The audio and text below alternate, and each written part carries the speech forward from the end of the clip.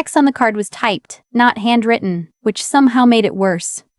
It arrived tucked inside a heavier envelope, the kind with the linen texture that crinkles when you bend it.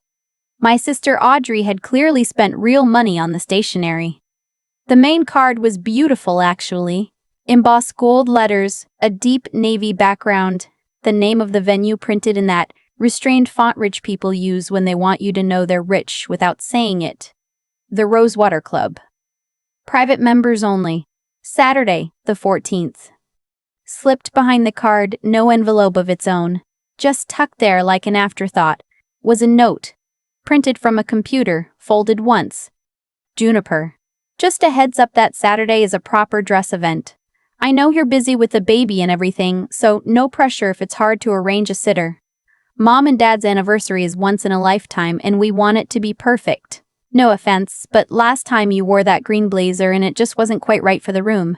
Dress code is formal. If that's complicated, we completely understand. Audrey. I read it twice. Then I set it down on the kitchen counter next to Ren's sippy cup and her half-finished bowl of oatmeal. Have you ever been made to feel like a guest in your own family? Not an outsider, exactly. Just optional.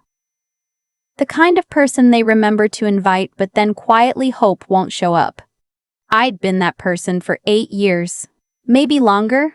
I just hadn't had a name for it until I stood in my Kitchener, Ontario holding a passive-aggressive typed note and listening to my 3-year-old daughter narrate her breakfast to her stuffed rabbit. I didn't cry. I want to be clear about that because the old version of me would have. The old version of me, the one who got pregnant at 24 while working a contract job at a mid-sized accounting firm. The one whose then-boyfriend left 6 weeks after Ren was born. The one who showed up to Christmas dinner 2 years ago and sat at the far end of the table while Audrey's husband made partner announcements. That version of me would have folded the note back up, put it in a drawer, and spent 4 days deciding whether to go. This version of me took a slow breath, looked out at the gray February sky over my backyard, and reached for my phone. Not to call Audrey. Not to call my mother. I called my assistant, left a quick voicemail, and then opened my calendar. I had a conflict on Saturday anyway. I'd known about it for 6 weeks. A dinner I'd been trying to reschedule. Not a social dinner, a working one.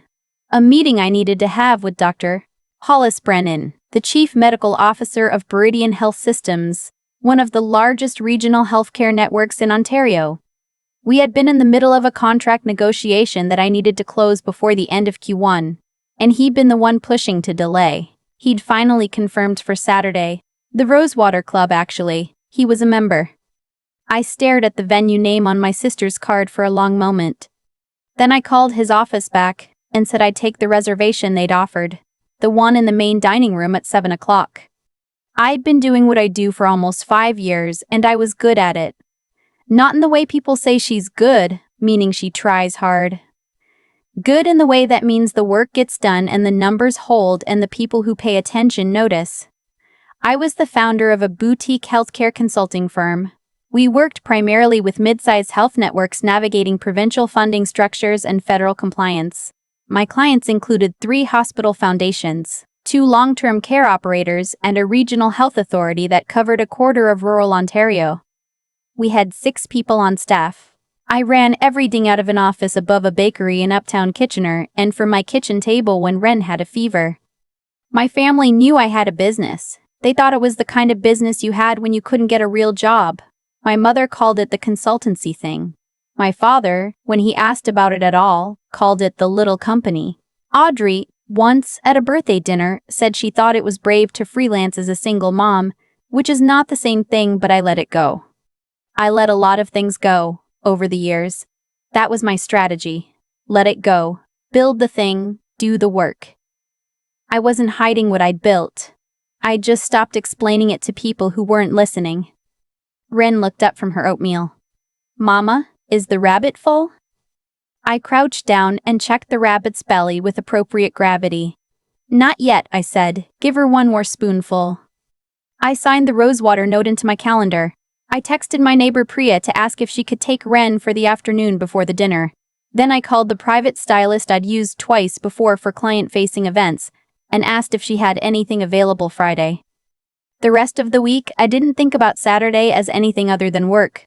That was the trick I'd learned. Not suppression. Not detachment. Just correct categorization. The meeting with Hollis Brennan was important. Everything else was noise. On Thursday, Audrey called. "Did you get the invite?" "I did," I said. "Good. So you got the note too." It wasn't a question. "I did." She exhaled slightly. "I just thought it was easier to say it in writing. You know how things get when we're all together." I wasn't trying to be mean. I told her I understood. "We have 28 people coming, Jun. It's Mum and Dad's 30th anniversary. It's supposed to be elegant. You know how Dad gets about presentation." I did know. I'd been watching my father calibrate his environment for status signals my entire life. What car people drove. What their kids did for work. What table they sat at. He was a retired sales manager from Guelph who had never quite convinced himself he belonged in rooms he'd spent his whole career trying to enter. "Will you be there?" Audrey asked.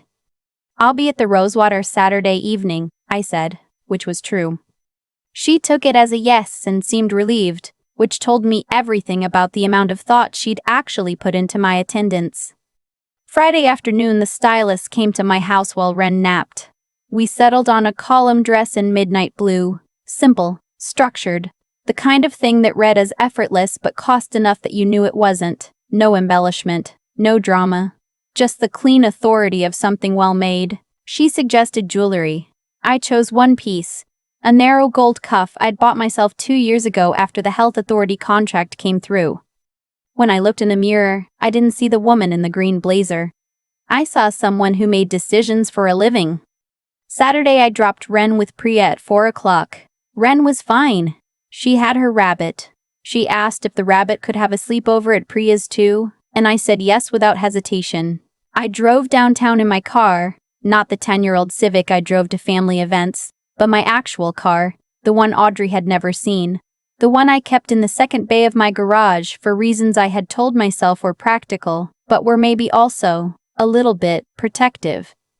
The Rosewater Club sat on King Street in a building that had been a bank in the 1920s. High ceilings, original stonework, the kind of permanent grandeur that made people unconsciously straighten their posture in the lobby. I arrived at 6:40, was shown to the main dining room by a young man who addressed me by name without being prompted. Hollis's assistant had clearly arranged things and was seated at one of the 4 circular tables in the center of the room. The private event space where my family's party was happening was through a set of mahogany doors to the right of the main dining room. I could see the nameplate in its brass holder, Clark Anniversary Celebration. My parents' name. My name once, technically. I opened my folder and reviewed my notes while I waited for Hollis. He arrived at 7:05, a tall man in his late 50s with the measured warmth of someone who had spent decades delivering complicated news calmly. He shook my hand, sat down, and said, "I appreciate you holding the Saturday, Juniper.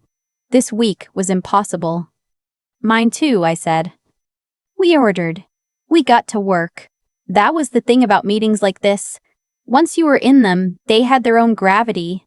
The numbers, the structure of the proposal, the sticking points around provincial reporting requirements, and the subcontract clauses.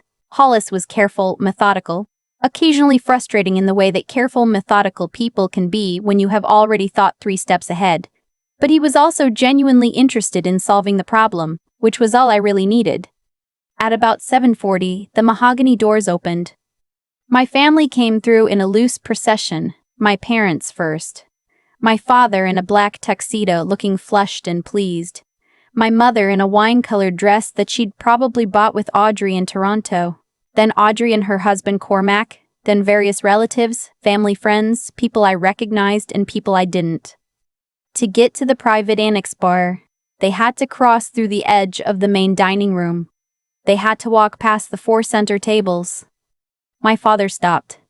He actually stopped walking, mid-step, so abruptly that my mother bumped into his shoulder and Audrey nearly walked into her.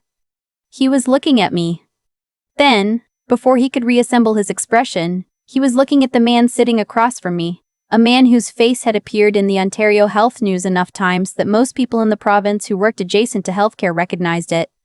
My mother said quietly and with genuine bewilderment, "Juniper?"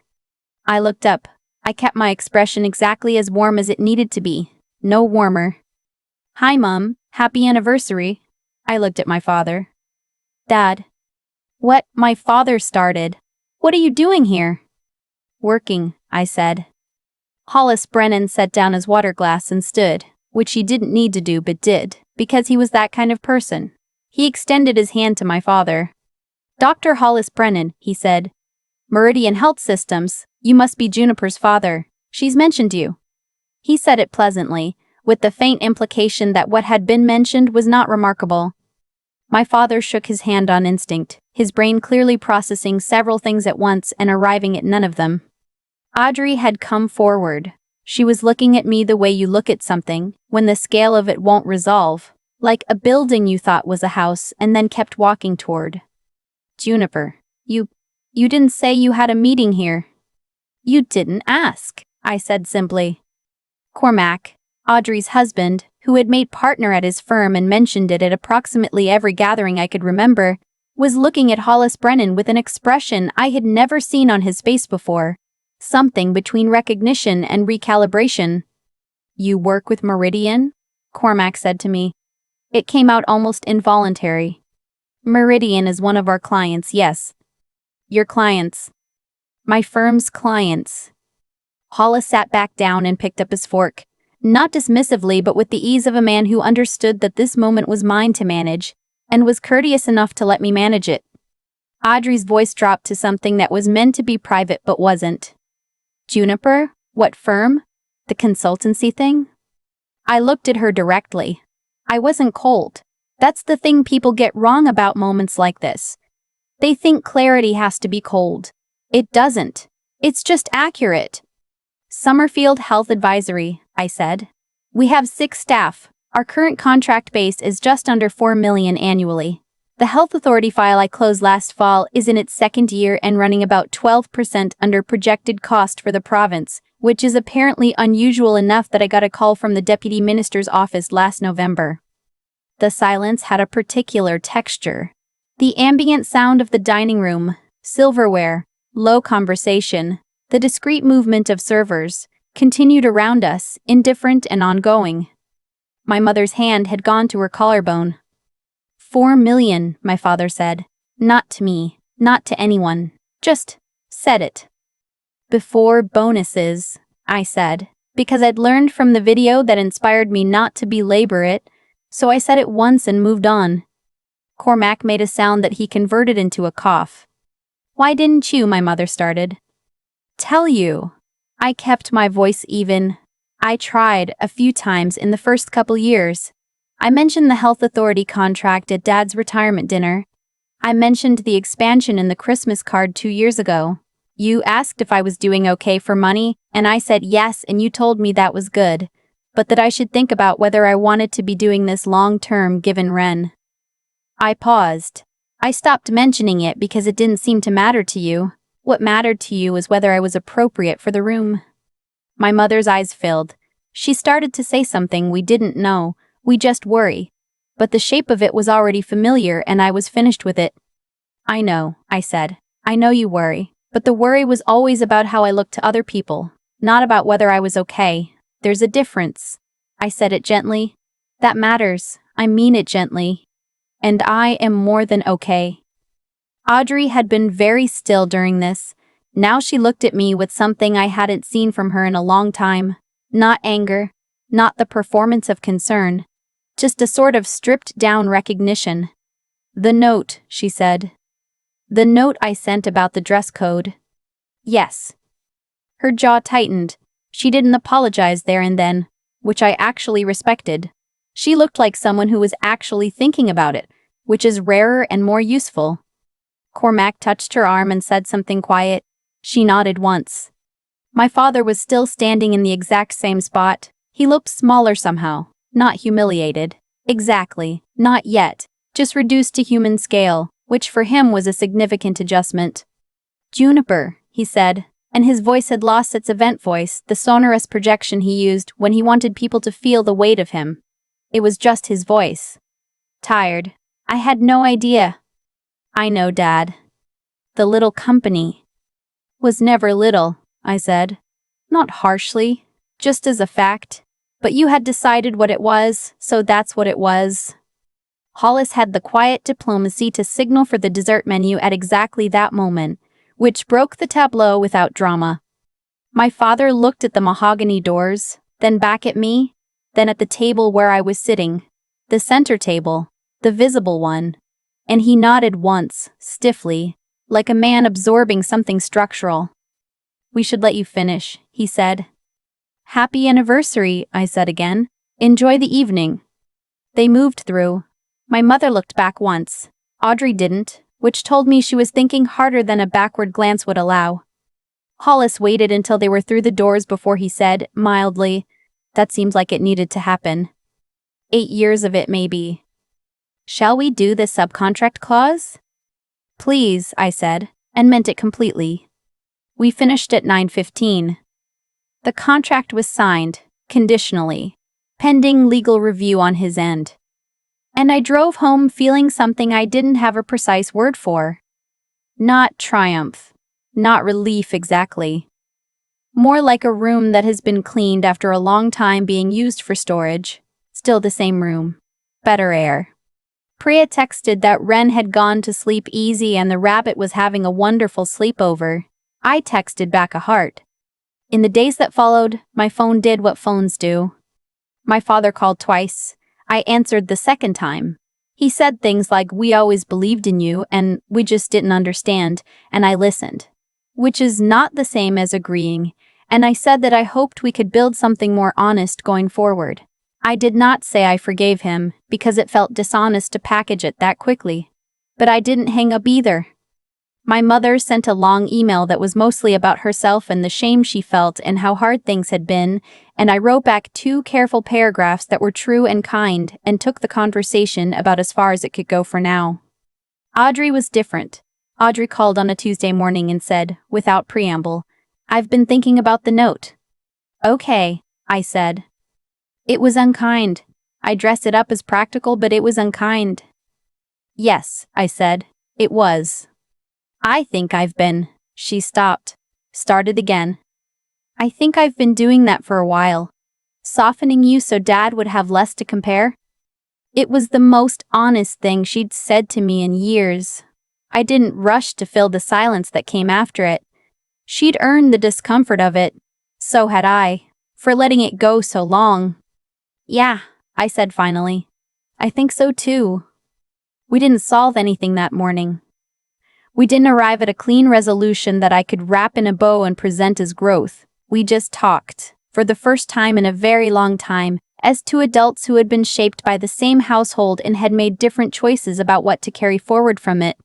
I went to pick up Ren from Priya's that afternoon, and she told me on the walk home that the rabbit had decided its name was officially Margaret, and I said I thought that was a perfect name, and I held her hand the whole way back and felt, in the simplest possible way, settled. 2 months later, I hired a 7th staff member, a policy analyst just out of U of T's Monk School, sharp and genuinely curious about provincial health infrastructure, and we moved into a larger office, still in Kitchener, still above a bakery but a different one, with better light. The deputy minister's office did call again. The conversation was preliminary, exploratory, and at the end of it I said I'd think about it, and I meant it this time in a way I hadn't meant it before. Not as a deflection, but as an actual intention to consider. That evening I sat at my kitchen table after Ren was in bed, and I thought about the version of me who had read that card with the typed note tucked behind it, and felt the familiar weight of being optional in a room full of people who shared her name. I thought about how long I had stayed quiet. Not because I was ashamed of what I'd built. I was never ashamed of that. But because I had learned, gradually and without noticing, that showing up with my full reality was something I could only afford to do in rooms where people were paying attention. I had sorted my family into the other category, the one that got the modestly dressed, moderately present, easy to manage version, the one that didn't need the truth because they'd already decided on the story. The thing about that strategy is it works. up to a point. And then the point arrives tucked in a cream envelope with gold embossing, and you realize the strategy has cost you more than you thought it had.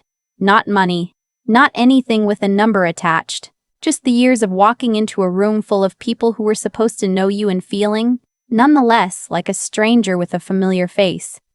I didn't need my father to revise his opinion of me. I didn't need the anniversary dinner to become the moment everything healed. Those things were nice, or the beginnings of them were, but they weren't the thing. The thing was smaller and quieter than that. It was the moment I turned the key in my own ignition and drove to a room where I already belonged and let the rest of it simply come to me. Wren names the rabbit Margaret, and Margaret has been with us ever since. That feels, in some private way, like the right ending. I think about the note sometimes, not with anger anymore. That passed faster than I expected. I think about the specific choice of words. If that's complicated, we completely understand. It was written to sound considerate. It was actually written to give me an exit. And for a long time I had been taking exits like that without noticing. Slipping out before anyone had to be uncomfortable. Keeping myself small enough to fit inside their version of who I was. The thing about living that way is it feels like patience. It feels like you're being the bigger person, absorbing the small slights, not making a scene. And some of it genuinely is. That there's a kind of quiet strength in choosing not to fight every battle. But somewhere along the way, I had confused strategy with self-erasure. I wasn't being patient, I was disappearing. And I had been doing it for so long that the people who were supposed to know me best had built an entire picture of me out of the space I'd left behind. What I've come to understand is that the life I built during those 8 years of silence, the clients, the contracts, the late nights after Wren went to sleep, the slow grinding work of earning trust in rooms where nobody was going to hand it to you, that life wasn't waiting for permission to be real. It was real the whole time. I just hadn't let it into the same room as my family. And there's a kind of dishonesty in that too, even if the blame for it wasn't entirely mine. Integrity isn't just about not lying. It's about not letting a false story stand when you have the capacity to correct it. I had the capacity. I just kept choosing the quieter door. And choices, made consistently over years, have a way of becoming their own kind of answer. My family learned to see me as manageable because I kept making myself manageable for them. That was the cause. The effect was that note on linen stationery tucked behind a gold-embossed card. What changed things wasn't the dinner at the Rosewater. That was just the moment the accounting became visible. What changed things was the decision, made quietly over years, to keep thinking clearly even when the people around me had stopped. To keep building even when nobody in my family was watching. To stay honest about what the work actually required.